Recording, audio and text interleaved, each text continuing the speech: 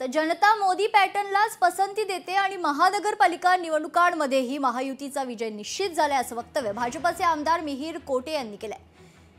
ढोल ताशांचा गजर आणि गुलालाची उधळण यासोबतच कार्यकर्त्यांचा जल्लोष असा विजयाचा महापूर उसळलेला आपल्याला पाहायला मिळतोय। बिहारमध्ये भाजपने मिळवलेल्या दणदणीत विजयानंतरचा आनंद थेट मुलुंडपर्यंत पोहोचलाय आणि आमदार मिहिर कोटेचा यांच्या कार्यालयासमोर कार्यकर्त्यांनी अविस्मरणीय जल्लोष साजरा केला। स्वतः आमदार कोटेचा यांनी देखील या उत्सवात सहभागी होत कार्यकर्त्यांना लाडूंचं वाटप केलंय।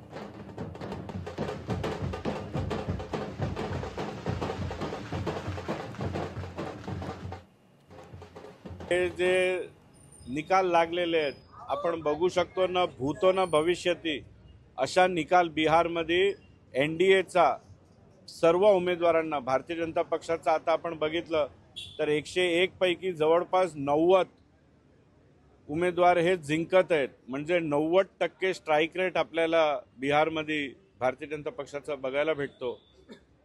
एकच याचा अर्थ येतो की पूर्ण देशाने हे वारंवार दाखवून दिलेलं आहे की त्यांना मोदीजींचा विकासाचाच मॉडेल पाहिजे आणि मला ठाम विश्वास आहे की यापुढेही जेवढा निवडणुका होणार सर्व राज्यामध्ये आपल्याला अशी सुनामी पंतप्रधान नरेंद्र मोदीजींच्या नेतृत्वात बघायला भेटणार।